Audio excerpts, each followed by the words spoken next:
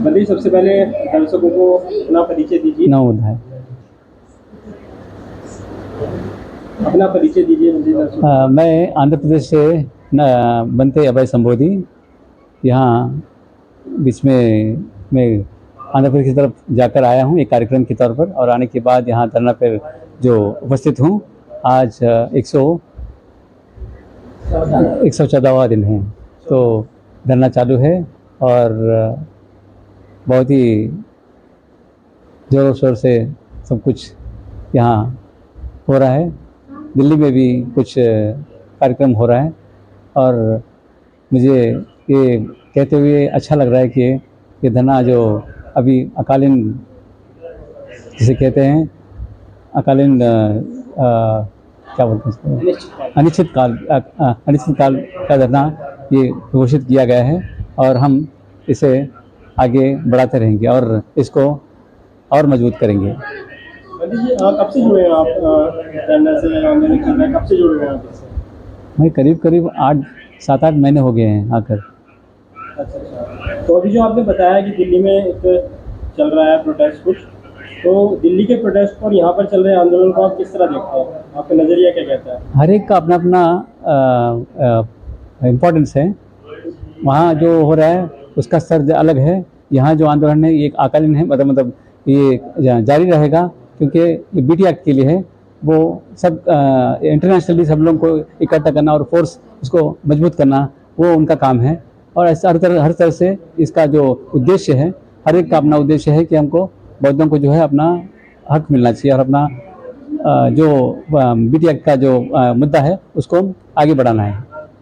आपको नहीं लगता कि दिल्ली में प्रोटेस्ट करके ये मजबूती देने से एक तरफा कहीं कमज़ोर करने के लिए है? क्योंकि उपासक जो देख रहे हैं, जो लोग ऑनलाइन देख रहे हैं, जो लोग सोशल मीडिया पर देख रहे हैं, वो शुरू से ही बोधगया में जो आंदोलन हो रहा है उससे उनका मन लगाव और मन जुड़ा हुआ था।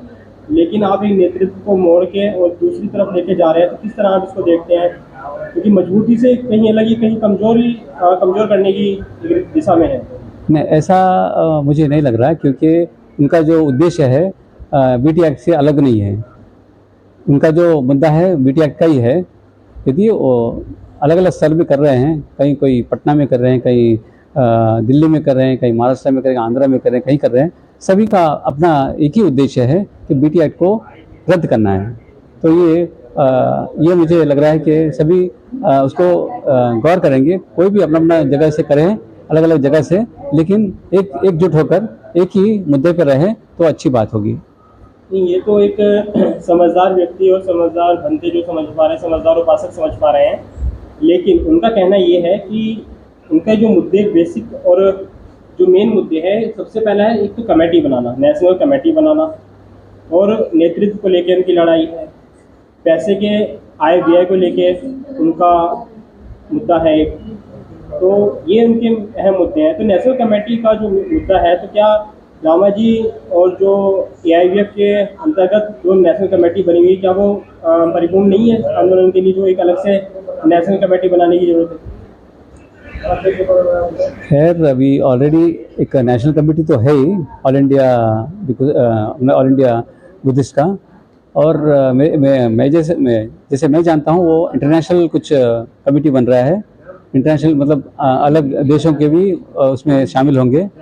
और ये मेरे ख्याल से ये कुछ गलतफहमी ना हो कि दिल्ली में जो चल रहा है नेशनल कमेटी बन रहा है, वहाँ इंटरनेशनल लोग भी जुड़ रहे हैं, तो इसका मजबूती और बढ़ेगी ऐसा लग रहा है। और जहाँ तक विचारों का धारणा है, अलग अलग विचार धारणाएं भिन्न हो सकते हैं, लेकिन कहीं तो एक कोऑर्डिनेशन होना चाहिए। ये मेरा हमेशा मैं हर एक मीटिंग में कहते रहता हूँ।